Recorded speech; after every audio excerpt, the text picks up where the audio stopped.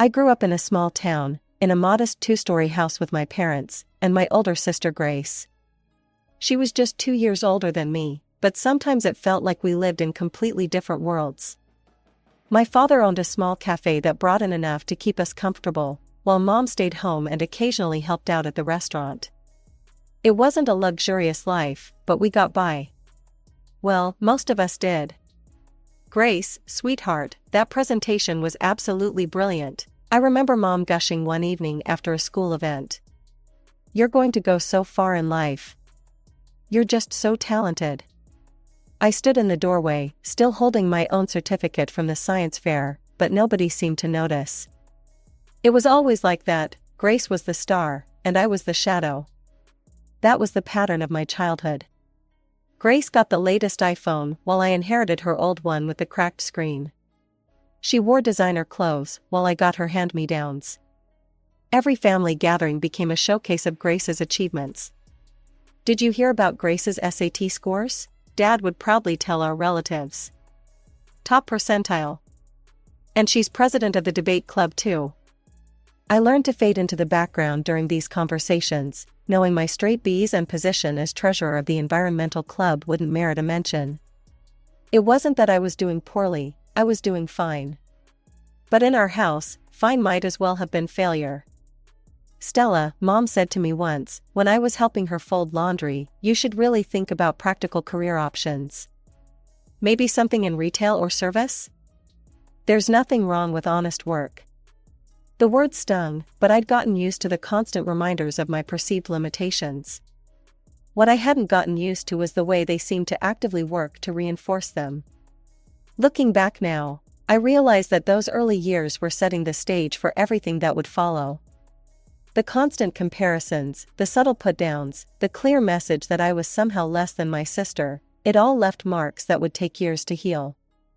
But sometimes the deepest wounds become the strongest motivations, and my family had no idea how their treatment would eventually come back to shape all our futures. I still remember the day Grace got her college acceptance letter. The whole house erupted in celebration. Mom made her favorite dinner, Dad brought home an expensive bottle of wine, and they spent the entire evening making plans for her future. Our brilliant girl is going to one of the best colleges in the city. Mom couldn't stop beaming. We've been saving for this moment since you were born, sweetheart. I sat quietly at the dinner table, pushing food around my plate, trying to imagine what my own celebration would be like in 2 years. I should have known better. When my turn came, the response couldn't have been more different. I'd worked hard to maintain good grades, joined clubs, and even took extra courses to boost my college applications. But none of that seemed to matter. College? Mom's laugh was sharp and dismissive when I brought up the subject. Stella, be realistic. We just can't afford to send you to. Besides, you're not really college material. But what about all the money you saved for Grace? I asked, my voice shaking. Dad cleared his throat uncomfortably. That was different. Grace had a clear path, exceptional grades. Well, you're more suited for practical work. Speaking of which, I could use another waitress at the cafe. I couldn't believe what I was hearing. I could work while studying, I pleaded. Please, just help me get started. We could borrow from relatives, or take out a loan. I'll pay back every penny with interest. I'll even get it in writing with a lawyer. We never borrow from anyone in principle, Mom said coldly. We don't borrow money, and we're not going to change our principles for you. You need to accept your limitations and find a suitable job.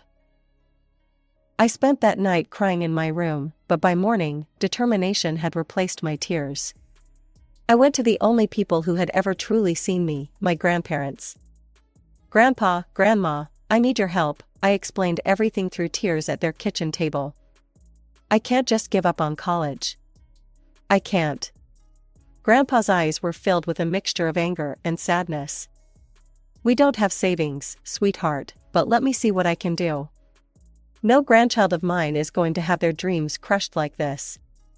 The next few weeks were a roller coaster of emotions. First, the disappointment of the bank rejecting the loan application.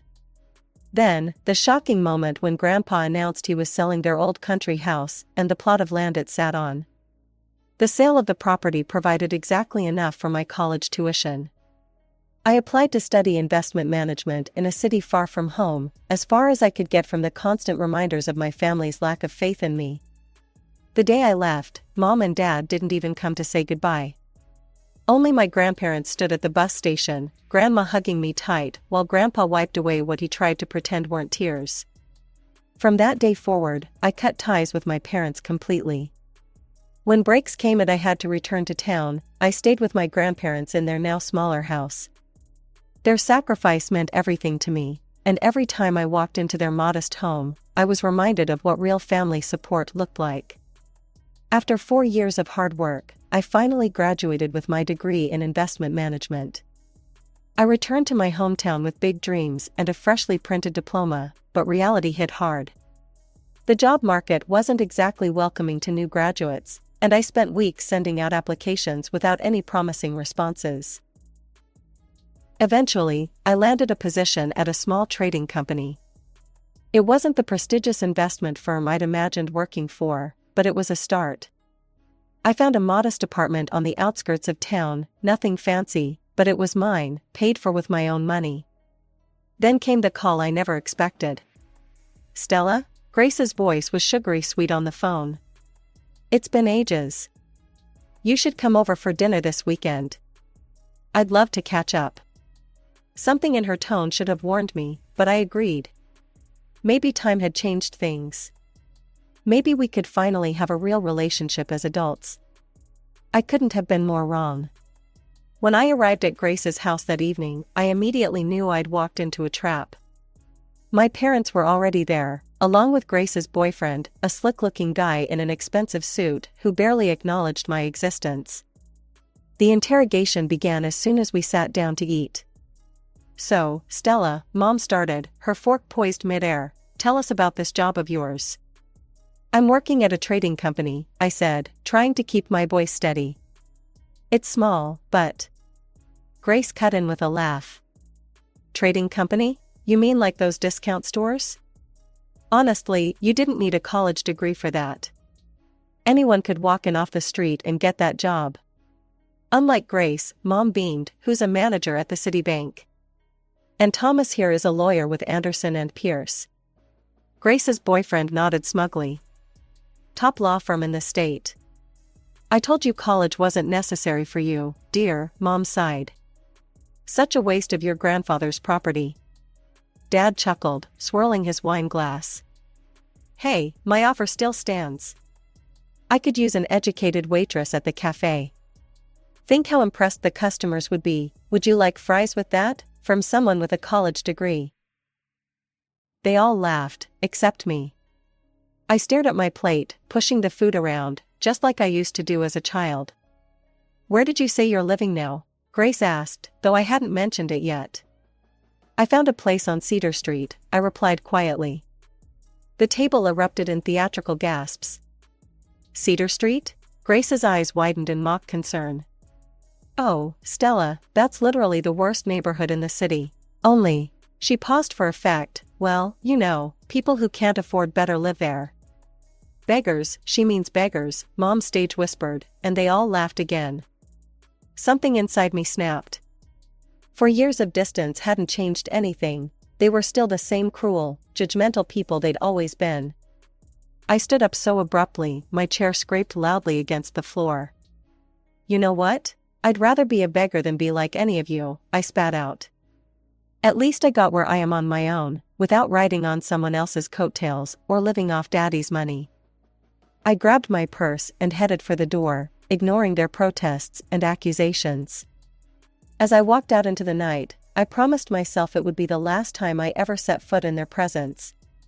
Life has a funny way of surprising you, just when you think you've hit a dead end. I was still working at the small trading company, doing my best but feeling stuck, when my phone rang one afternoon. It was Lisa, my old college roommate. "Stella, you're not going to believe this," she was practically shouting with excitement. "Remember how we always talked about working for Maxwell Investment Group? They're opening an office in your city, and they're looking for fresh talent. I already put in a good word for you." My heart started racing. Maxwell was one of the biggest names in investment management. I spent that night updating my resume and the next week preparing for the interview. When I walked into their temporary office, I felt like everything in my life had been leading to this moment. The interview wasn't easy. They grilled me on everything from market trends to specific investment strategies. But all those extra hours I'd put in at my current job, all the additional research I'd done in my free time, it all paid off. A week later, I got the call. I was in.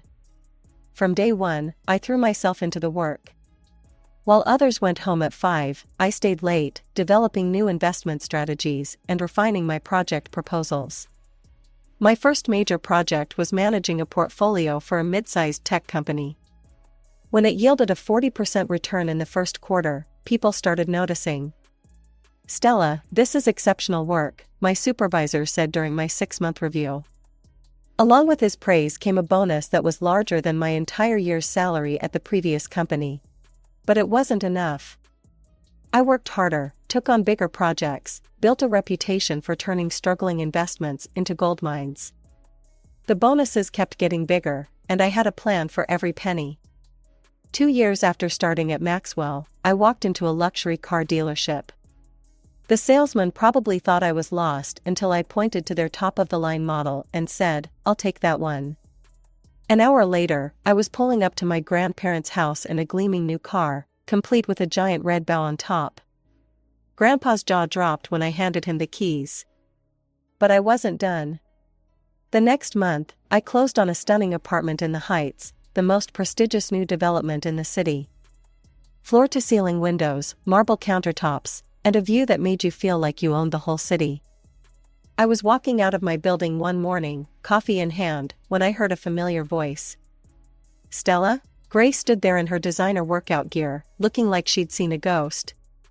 "What are you doing here?" I took a slow sip of my coffee, savoring the moment. "Oh, I live here," I said casually, pointing to the penthouse level of the building. "Just bought it, actually."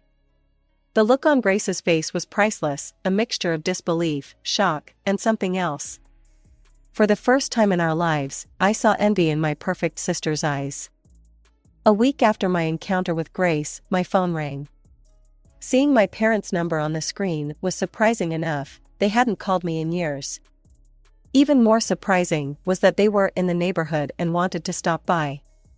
I agreed, more out of curiosity than anything else. When they walked into my apartment, their expressions were priceless. Mom's eyes darted from the panoramic windows to the designer furniture, while Dad stood awkwardly in the entrance, as if afraid to touch anything. "This is quite impressive," Mom managed, running her finger along my marble kitchen counter. "You must be doing very well for yourself." "I am," I replied simply, offering them seats on my Italian leather sofa. They exchanged glances before Mom cleared her throat. "Well, we actually have some news. Grace is engaged to Thomas. They announced it last month at the engagement party." An engagement party I hadn't been invited to, of course. "They're planning the wedding for 6 months from now," Mom continued, her voice getting that familiar wheedling tone I remembered from childhood. "We've offered to pay half the expenses, as is traditional." Dad shifted uncomfortably. "But it seems the total budget is, well, it's $300,000. I nearly choked on my water.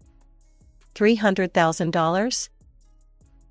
Thomas's family has certain expectations, Mom explained quickly. They're very prominent in the community. We announced we'd cover half before we knew the amount, and now. She trailed off, looking at me meaningfully. "Now you need $150,000, I finished for her." "Exactly," Mom brightened. "And since you're doing so well, living in this beautiful apartment, working at such a prestigious firm. You want me to give you the money," I said flatly. "Loan," Dad interjected. "We're asking for a loan. We'll pay you back, of course. We'll even get it notarized." "We know it's a lot," Mom said quickly, "but we can't back out now. It would be so embarrassing with Thomas's family. They're expecting a certain standard. Like when I wanted to go to college? I interrupted. When I begged you for help? When I offered to sign a legal document promising to pay you back? Mom's face flushed. That was different. Different how? Because it was me asking? Because you told me you don't borrow money on principle? Stella, be reasonable, Dad started. Reasonable? I stood up. Like you were reasonable when you told me I wasn't college material? When you offered me a waitress job instead of helping me get an education? When you let Grandpa sell his property to help me, while you saved all your money for Grace? That's not fair, Mom protested. No, what's not fair is that you're only here because you need something from me. You didn't invite me to the engagement party, you haven't spoken to me in years, and now you want $150,000? I walked to the door and opened it. I don't loan money on principle. I believe that's a family tradition, isn't it? Mom's face turned red with anger. How dare you throw our words back at us? After everything we've done for you. Everything you've done for me? I laughed bitterly. Please leave, now. They stormed out, Mom muttering about ingratitude and Dad avoiding eye contact. As I closed the door behind them, I felt a weight lift from my shoulders. For the first time in my life, I'd stood up to them on my own terms, in my own home, from a position of strength. My phone rang again the next day. This time it was Grace. What is wrong with you? She didn't even bother with a hello. Mom told me what happened. How can you be so selfish? I sat back in my office chair, watching the sunset through my panoramic windows. Selfish? That's rich coming from you, Grace. We're family, Stella. Family helps each other. You have the money, everyone knows you're doing well now. Why won't you help with my wedding? I could almost laugh at the absurdity. Family? Now suddenly I'm family? What about when I was visiting your house and you all called me a beggar? When you mocked where I lived? When you laughed at my job? Was I family then? That was different, Grace protested. We were just teasing. You're being ridiculous now. No, what's ridiculous is that none of you spoke to me for years until you needed something. If you need money so badly, why don't you ask our parents? They're your real family, after all. They made that clear enough over the years. You bitter, ungrateful bitch, Grace exploded. You think you're so much better than us now with your fancy apartment and your big job? You're still the same pathetic little sister who was never good enough. The line went dead as she hung up. I sat there for a moment, surprised to find that her words didn't hurt anymore. They just made me tired. A week later, I was having Sunday dinner at my grandparents' house, a tradition I'd kept up ever since college. Grandma was unusually quiet as she served the pot roast. Your parents called us yesterday, Grandpa finally said, his voice heavy. I put down my fork. Let me guess, they asked for money for the wedding? Grandma nodded. They're getting desperate, I think. Your mother had quite a lot to say about family obligations. When we told them we're retired and don't have that kind of money, Grandpa continued, your mother had the nerve to suggest we sell something. She said, well, you sold the land for Stella's college, didn't you? She suggested we sell the car. The car I gave you? I was stunned. She actually suggested you sell your gift? That's when I hung up on her, Grandpa said, a hint of satisfaction in his voice. Told her that unlike some people, we don't sell gifts from family members who actually care about us. Grandma reached across the table and squeezed my hand. The three of us sat there in understanding silence, bound together by something stronger than mere blood ties. Word travels fast in a small town, and my parents made sure it traveled even faster. Within weeks, their version of events had spread through our entire extended family and social circle. I started hearing snippets of their carefully crafted narrative from various sources. Did you hear about the younger daughter? My mother's friend loudly gossiped at the local grocery store, not realizing I was in the next aisle. Got some fancy job and now she thinks she's too good for her own family. Won't even speak to them anymore, says they're too poor for her now. At church, relatives would shoot disapproving glances my way when I visited with my grandparents. My Aunt Martha called one evening, heavy with judgment. "Your mother told me you wouldn't even let her into your apartment when she came to visit. How could you treat your own mother that way?" I could have corrected the record. Could have told everyone how my parents had only reached out when they needed money, how they'd never supported my dreams, how they'd mocked and belittled me at every turn. But I'd learned long ago that trying to defend yourself against toxic people only gives them more ammunition. Instead, I focused on my work, spent time with my grandparents, and let the gossip swirl around me like autumn leaves in the wind. My grandparents knew the truth, they'd lived through every moment of it with me, and that was enough. But with 2 weeks left before the wedding, Grace made one final attempt. She showed up at my apartment unannounced, wearing her most expensive outfit and her most convincing smile. "Stella, we need to talk," she said, brushing past me into the living room. "This has gone on long enough. We're sisters, we shouldn't be fighting like this." I stood by the window, arms crossed, watching her settle herself on my sofa as if she owned it. "Why are you really here, Grace?" "To make peace," she gave me her best pageant winner smile. "And, to help you understand the situation better. You see, Thomas's parents are not just rich, they're old money. They have connections everywhere. The wedding has to be perfect." I waited, knowing there was more. "The final payments are due next week, the restaurant deposit, the wedding planner's fee, the flowers." She twisted her engagement ring nervously. "If Mom and Dad can't contribute their share, it's going to be so embarrassing. Thomas's parents will find out they couldn't afford it. It won't just reflect badly on Mom and Dad, it'll reflect on me. On my future with Thomas. So this visit isn't really about reconciling. It's about the money." "No." "Well, yes, but..." She stood up and walked over to me, placing her hand on my arm. "Stella, please. You're my sister, I need your help. We need to make a great impression on Thomas's parents." I gently removed her hand, walked to the door, and opened it. "I don't care about impressing Thomas's parents. I don't care about your perfect wedding. And I definitely don't care what any of you think anymore. You're making a huge mistake," she said, her voice trembling with anger. "You'll regret this." I smiled, feeling genuinely at peace. "No, Grace. For the first time in my life, I'm absolutely certain I won't." A few days after Grace's visit, my phone lit up with a text from Sarah, her college friend who'd always been kind to me. She thought I should know what had happened at the country club the previous evening. "Your parents finally had to come clean to Thomas's family," she wrote. "They couldn't dodge the wedding planner's calls anymore." It was apparently quite a scene. I could picture it clearly, the elegant country club dining room, Thomas's wealthy parents in their designer clothes, the moment my parents had to admit they couldn't afford their share of the wedding expenses. According to Sarah, Thomas's mother had practically turned purple with rage. The carefully planned fairy tale wedding began to unravel. The honeymoon suite in the Maldives, cancelled. The vintage champagne order, scaled back. The designer flower arrangements, simplified. Thomas's parents eventually agreed to cover all the expenses themselves, but the damage was done.